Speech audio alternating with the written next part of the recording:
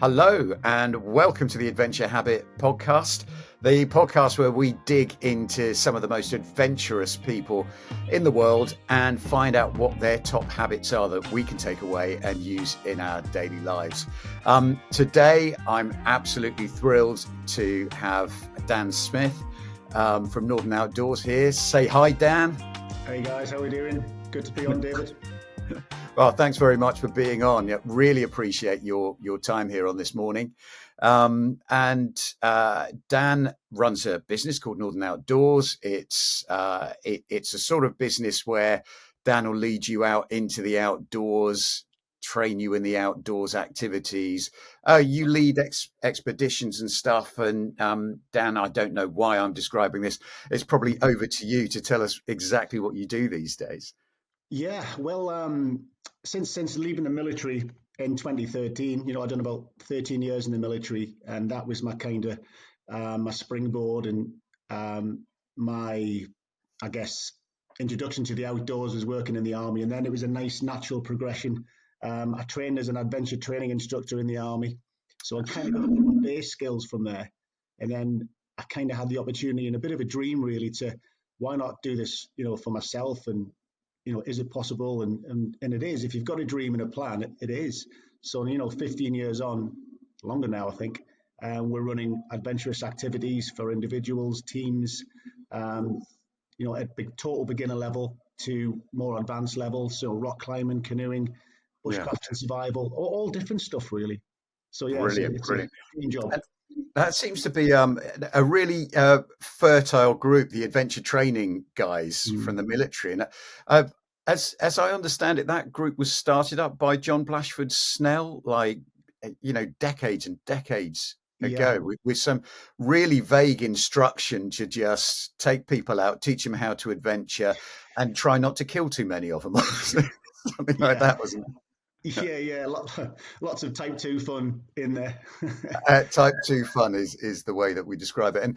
And of course, John is someone that we sponsor at the Armchair Adventure Festival down in Plymouth in July. So we'll have him there. He's headline speaker for the third year running. We just can't get enough of it, and that does seem to attract your other colleagues from probably from about the same era. So I think there's going to be lots of coincidences in this. And another coincidence I think that there is you actually, did you train with or Matt Smith, who was in our episode 1 with SOE Expeditions? Yeah, me and Matt go way back. We were served together as both as physical training instructors, PTIs, and as a unit PTI, you take all the physical training and as well as the adventure training as well, which was more kind of my bag. But so yeah, we served a couple of years together, and then we just became best buddies after that. And we share events together now. We collaborate on events on the west coast of Scotland, and as you know, Matt, he's very creative with his ideas, and we sort of combine skills. Small world. I think he's literally just coming back from he's just come back from Norway, where he's been doing one of his favourites, which I think is the Telemark trek, ski on skis and stuff, dramatic looking stuff. That's right. Yeah. So, I mean, in part, we've got to know each other through maps, which is, unsurprising. For anyone listening to this and wondering, yes, at Splash Maps we make maps, and we made a special one for you last year, Dan, because you're about to embark on something. How about telling us a little bit about that? Yeah, so in 4 months' time, I'm heading out to the northern Yukon, Canada, where I'm going to paddle not the Yukon River. It's another river which is way further away than the Yukon. It's up in the Selwyn Mountains, called the River Hess. Now, the River Hess is one of the most remote and technical rivers in the Yukon. I've never been to the Yukon before, so I'm diving in there feet first. So yeah, it's 500 kilometers alone in pure wilderness. Yeah. So I've seen some of the training videos that you've done, and we'll make sure that there's a link to that on our on our page after this. But Yeah. you've been doing a lot of your training in the UK, or have you gone out there Yeah. to do some training as well? Yeah, no, in the UK, there's some good rivers in the northeast where I'm based at the minute in Northumberland. We've got the River Tees, which is Yeah. a great river, it's got plenty of grade two, grade three on it. So Hmm. testing it out with a canoe I've got, it's an inflatable canoe I'm going to take now. So bit different to Ah, the hard shell canoe. So it's almost like a kind of hybrid canoe raft, what I'm taking, which is going to be much better in the big water, out there. Which is the biggest risk actually out there is paddling white water by yourself. yeah, Um, yeah. And I guess it's multiple chambered, whatever. If you get a puncture in one bit, it's oh still, yeah, yeah, it's a German made thing. I've never seen these before. I came across them, a company called Grabner, and yeah, it's got some really good write ups. I've still yet to test it properly. I'm going to go up to Scotland next month and put it through its paces for 3 days with all my equipment in, and give it a good. That'll be the final acid test to see if I'm yeah. going to take it or not. So Check yeah, check that it's bear proof and all that sort of stuff, right? So, I yeah. mean, just give us some numbers around this challenge, because I think, I mean, it's you're on the Hess River, aren't you? Mm, Going Keel Lake to Mayo, as I'm recalling the map. that's right. Um, and so how far is that? Because I remember us having to cut it into quite a lot of strips Hmm. to make a decent sized map with the right level of detail on. Yeah. How long is it? It's about 550 kilometers. Yeah, we put in at Keel Lake. I'm actually going to put in it slightly further up now, as opposed to Keel, at the actual headwaters. So we need to chat about another map, I think. But Okay, there's always a conversation I like to have. yeah, so we're going to go further up, as I say, at the headwaters, and I'm straight on the river. So yeah, it's about 550 kilometers. Yeah, Um, yeah, and a lot of portages, or is it plain sailing all the way through, well, just the thing downhill? is, this is it. I mean, the problem is out there, everything freezes up in the winter. It's ice everywhere. It'll now be thawing, so there'll be big chunks of ice as we speak flying down the river. They'll Yeah, possibly be pulling trees out as they go. So I don't really know what to expect. Most of it will be paddling on the river, but mm, who knows? Until I get there. There's nobody been on that river all last year because I speak to the bush pilots quite often. yeah. So it's kind of expect the unexpected. Well, I can tell you from first-hand experience that only a couple of weeks when we were in Boston with the Boston Outdoor Expo, it was a cold winter and a cold Yeah. beginning to spring. Very, very permanent lumps of ice absolutely everywhere, and minus 10 degrees during the day. So yeah, Hmm. your weather should be better, but who knows what will have been torn up Yeah, by the time you get to it. exactly. And it's land of the midnight sun as well. So hopefully by the time I get there in July, 17th of July, I fly out to the actual start point. Right. Um, so yeah, it'll be warm. Hopefully, all Yeah. the ice melt would have melted away, and we'll have nice um, paddling conditions. Hopefully, we'll see. Well, fingers crossed for all of that, and yeah, let's Mm, talk more about a map for that, yeah, where after this. But yeah, this in terms of long distance canoeing. This ain't your first rodeo. This is no. I was reading that you the first person to paddle inland from one end of Great Britain to the next to the Yeah, other. that's correct. So Yeah. all the way from the southern. So where do you start on such a trip like that, So I and where do you wanted to, finish? yeah, I wanted to start in the North Sea, at the top of Scotland, and actually, Yeah, and I thought first of all, let's start at John O'Groats to Land's End. It's just not possible, with the way the rivers flow and the topography of the land. It's just not possible. So the most obvious place to start is kind of north central, where Durness, around Cape Wrath area. right. Yeah, yeah, Put in at the Kyle of Durness, and then from there, it's just a matter of linking up waterways as close as possible, so locks, rivers, lakes, and then yeah. eventually canals, from the Lake District onwards down to the English Channel. Fantastic, It was fantastic. an epic challenge, very much endurance based. Whereas Yeah, this Yukon one now is very more, I guess, wilderness based and skill based, and coming back in one piece, Yeah. uh, and filming it all as well. So that's a challenge too. Yes, yeah. I mean, the survival element in this one must be off the scale. So you'll be using all the skills that you learned in adventure training. I guess there's only so much you can take with you because you can't resupply. Are there resupply points along the way, or is it you just have to No, take what you got?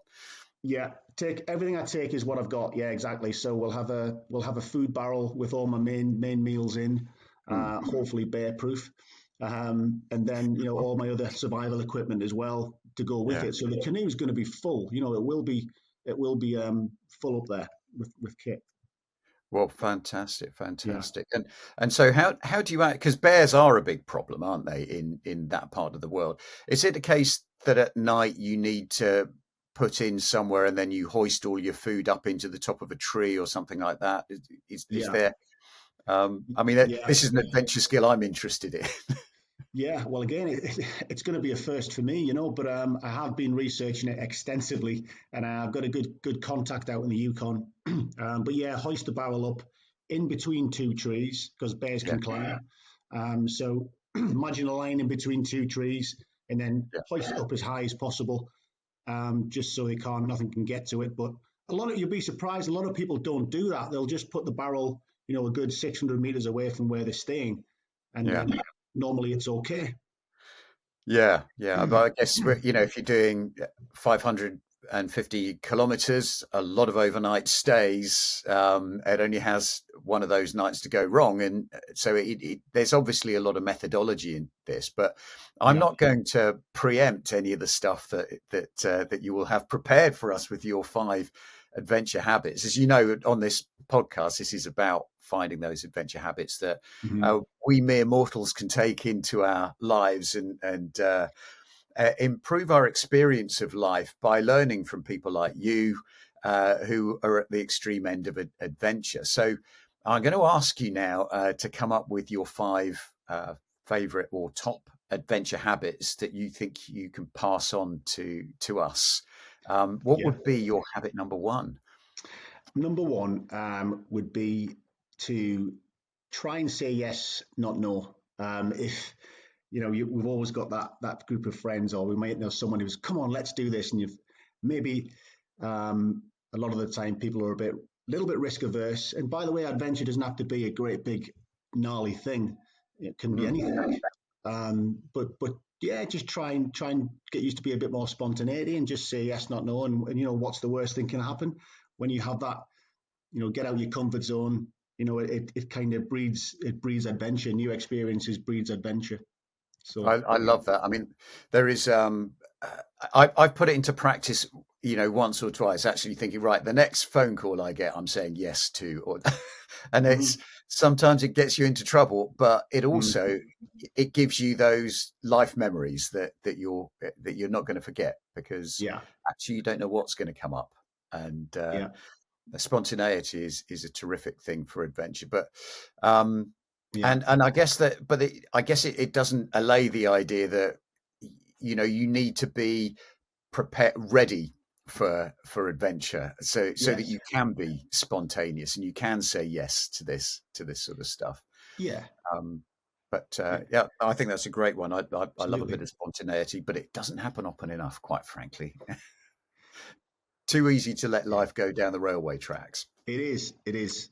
It is. And yeah, we've always been spontaneity myself. Luckily, my wife's exactly the same.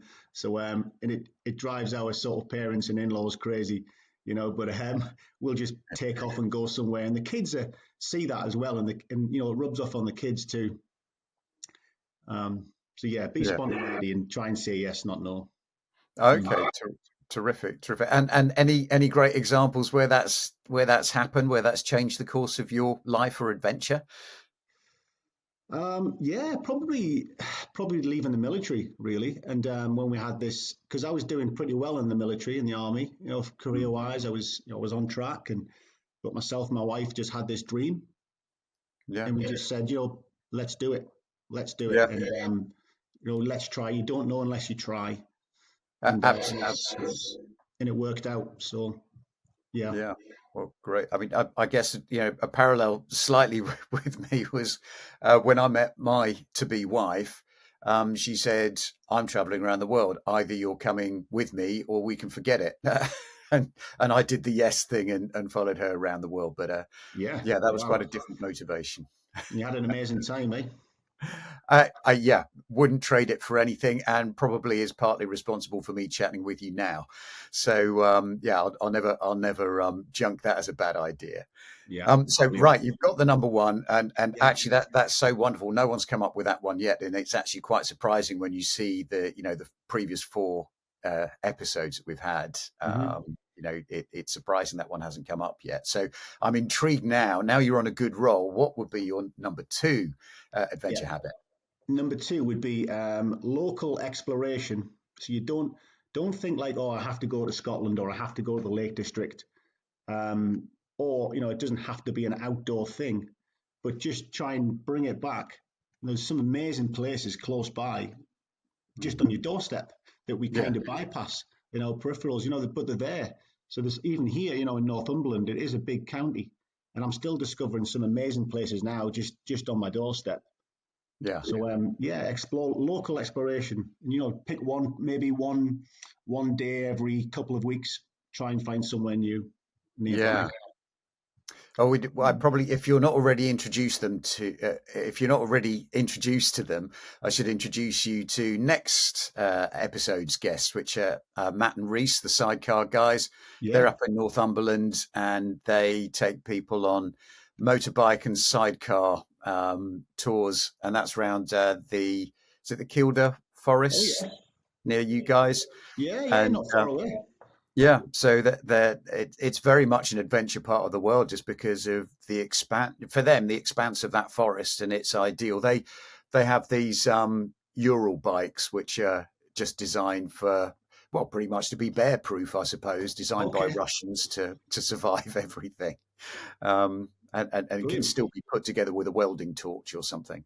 Right. Oh, I'm looking forward to meeting those guys. Well, yeah, I think that'll be a lot of fun. So it's yeah, Yeah. stay local. There's Stay more on your local. doorstep than you'd imagine, and not to plug my own product a bit, but I mean that's exactly how I sell the majority of my maps. Have a map based around your house, and I guess I would bet even someone like you wouldn't know every single path that's near their place. But more important than that, you don't know how they connect up, and so Yeah. how you can make that next kind of spontaneous circular near your place. I guess, yeah, I guess your habit Yeah. one could fall into that as well. It helps you to Definitely. be spontaneous if it's on your doorstep, right? Yeah, and it's an easy win, isn't it? Yeah, too It's right. it's easy to say, oh, I haven't got time to travel. You know, look what's just on your doorstep, and it can still be an adventure.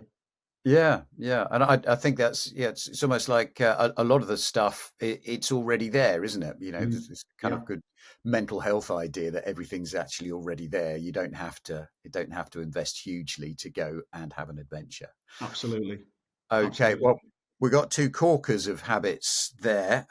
Yeah. What's your third one? Third one is a solo adventure. I think everybody should do some form of solo, whether it's just a couple of hours out of the day, Mhm. somewhere where you haven't got distractions, you haven't got a mobile phone. Maybe take a book, but Mhm. just I think it's really important, especially these days, is to have that solo time to just reevaluate life.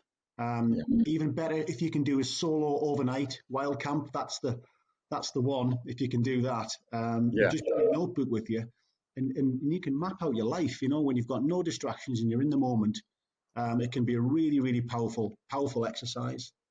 yeah. I encourage. Yeah, And yeah. so is that a habit that you obviously you do? You're doing that Mhm. big time. You'll have a lot of time to evaluate your life Yeah. uh, while going down the Hess River, right? Yeah, yeah, it is, and I do it. I do it a lot, and it helps me mentally. Mm. I work with people a lot in groups, and sometimes we do these residentials where we've got people for 7 days, and it's full on. And I think I'm a natural introvert, so I need that time afterwards just to whether it's just one overnighter, Caroline knows what I'm like, and she says, "Yeah, get yourself away, go and have 24 hours," and it's Yeah. the best thing for me, and yeah, that's solo time. I think Yeah. even more so for extroverts as well. You know, they need to take themselves away, and that can be really powerful, and maybe Yeah. scary for people as well to sort. You know, oh, I'm going to be by myself for this long. How will I cope? Um, so Yeah. it's a, And the self talk you can. I mean, extroverts and extroverts quite often they think with their mouths open, but I mean, without someone around, there's no one to talk to. You have to spend the time, in your own bubble, yeah, thinking of, oh, where am I? What am I doing next? What's life about? So yeah, yeah, I can be a bit prone to that as well. I love my time on my own. I love my time with other people as well, and it is mhm, the balance of all of those things. So that's a yeah, great one. mm, Solo adventure. I guess that gets you in touch with your inner self more. yeah, absolutely, So that absolutely. brings us on to number four. What have you got for number four? And number four is surround yourself with a positive group, support group of people, like-minded people. Yeah, If you want to get into adventure, then the best thing to do is surround yourself with people who want to do it as well. yeah, Yeah, whether that's joining a walking group or a climbing group or just people who want to do something different. Because I think easily other negative groups can pull you down as well. I'm sure we've all heard it. Why do you want to go walking in the hills for? It's terrible weather. It's this. We sometimes we've heard that from people. So maybe push yourself away from those sort of people for the adventure stuff, and gravitate towards more the adventurous people who will yeah. you'll sort of bat off each other.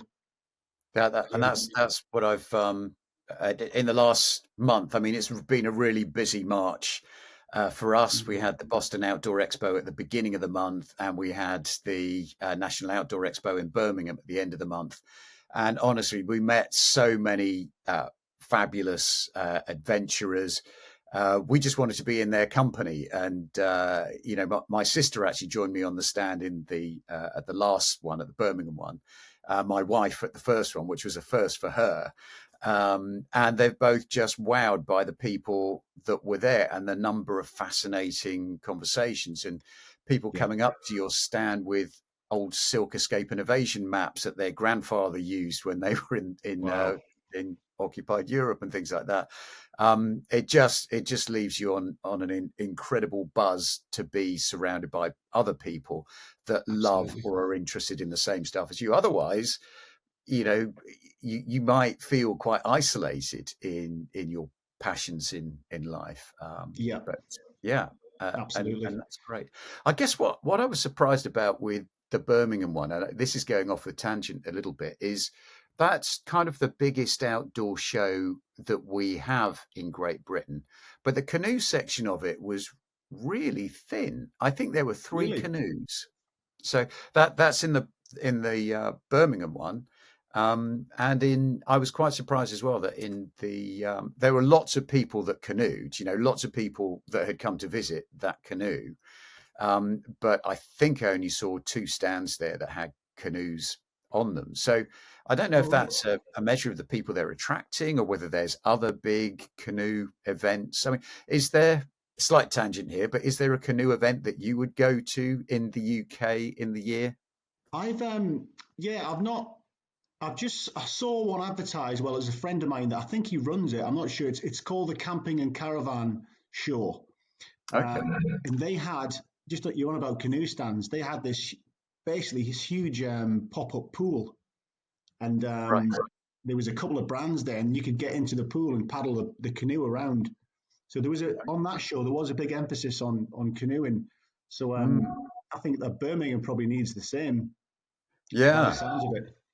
I mean, maybe I need to look at those things because we've got. I mean, it's not just yourself that's buying our maps for canoeing. Obviously, it doesn't take much to realise why they work out well for canoes. But in sea kayaking, we've got various groups around Anglesey and in Scotland who are using our maps, Yeah. and they dunk them in the salt water and then stick the map onto the front of their Yeah. canoe to guide other people, then they can actually show them the progress that they're going down, which is an extraordinary Brilliant. thing. You think about chucking a map in salt water and then it's not the sort of way you should treat a map, but it works well for them. And I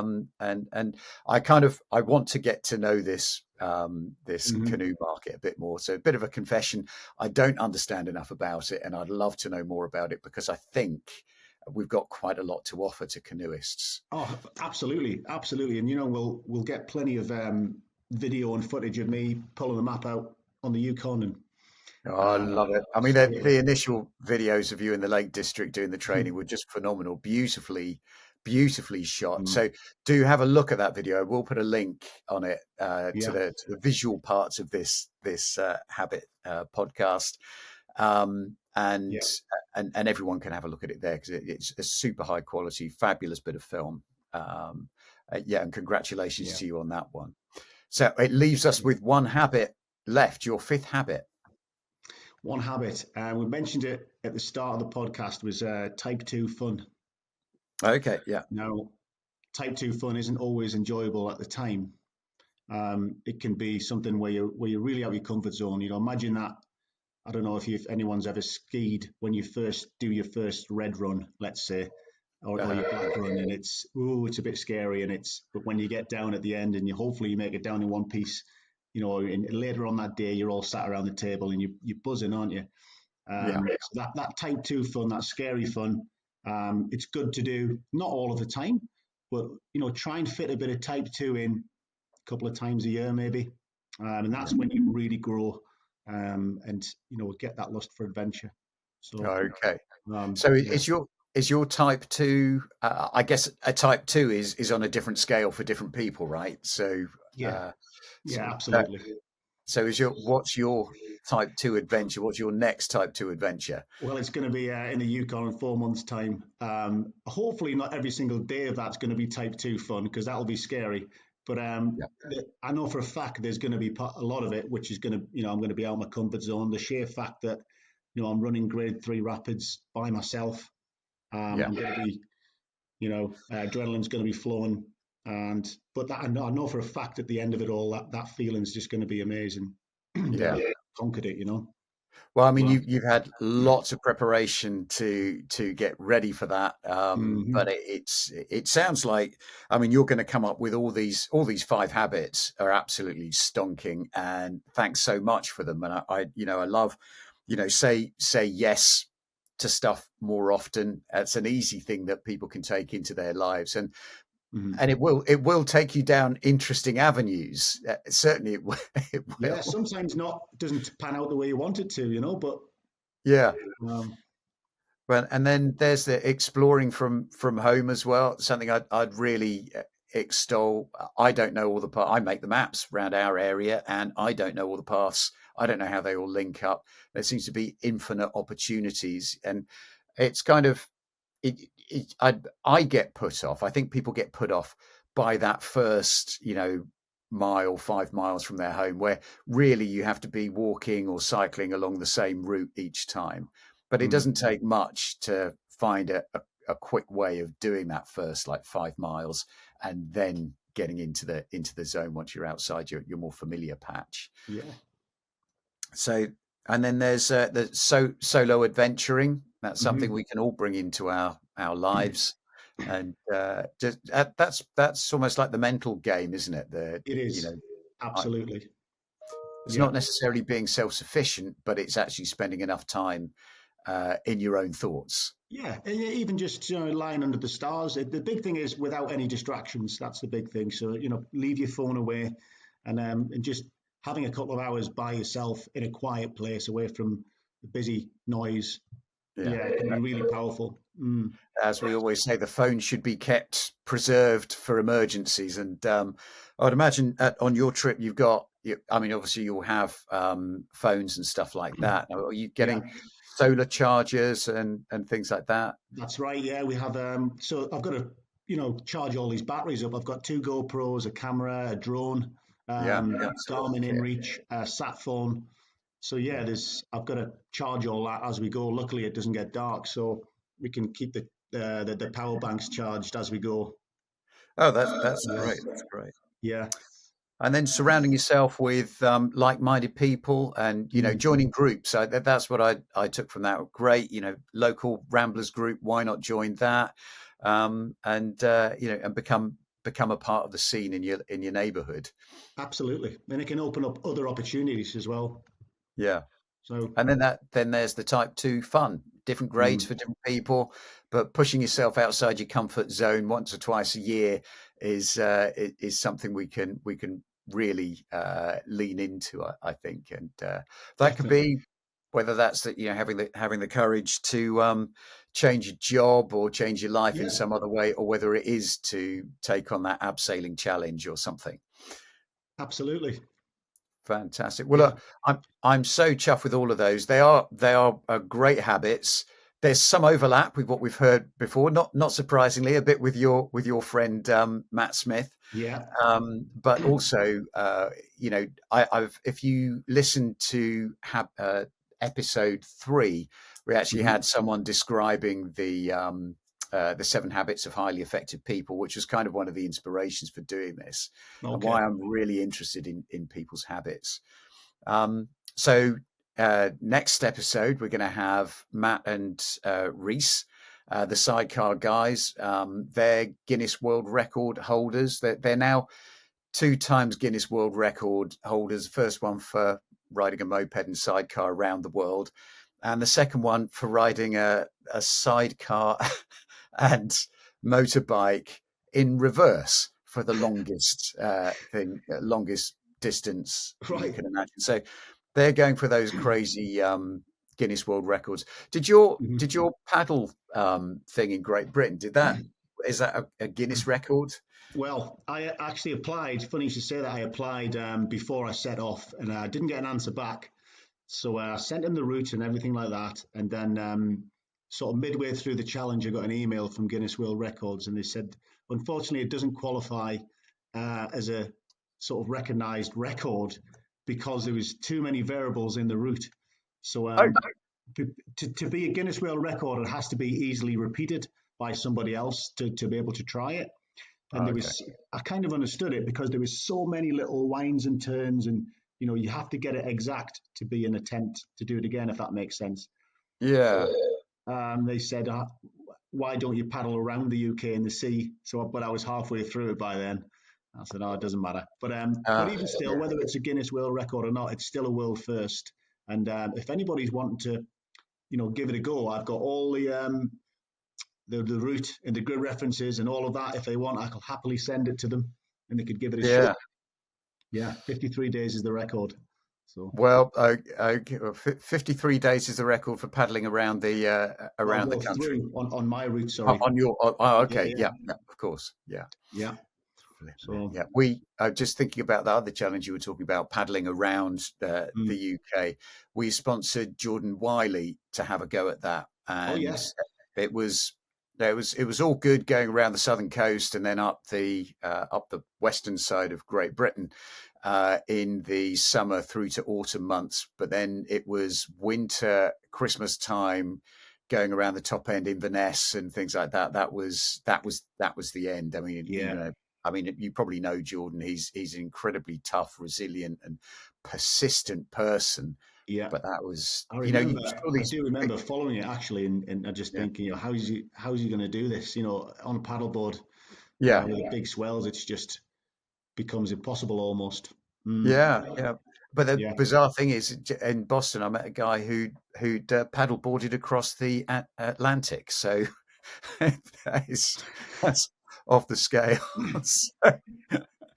But that's you adventure types, isn't it? Each time you meet someone new, it's something else that would just blow your Well, mind. this is it. I And mean, people have to be more creative now because there's more and more stuff that's been done.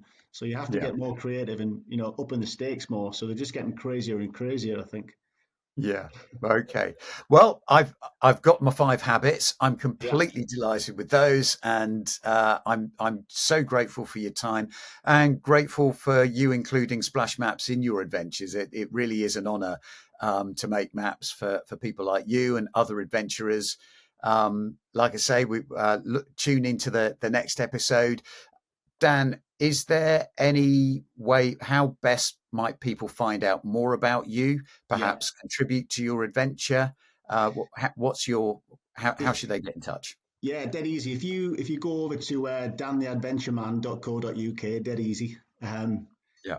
Dan the Adventure Man, and all of my challenges are on that website.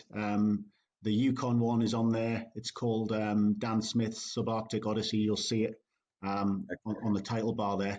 And there's a bit more in there about that challenge. About another reason why I'm doing it is for two military charities. We're doing it for Launchpad veterans and Team Forces actually. Okay. So yeah, that's the kind of another reason behind it. So yeah, Okay. and on that website as well, there will be when I set off, there'll be a Garmin link, so you can click on that link and see where I'm at during the challenge. So from the 17th onwards, keep an eye on that website, and the link will be there.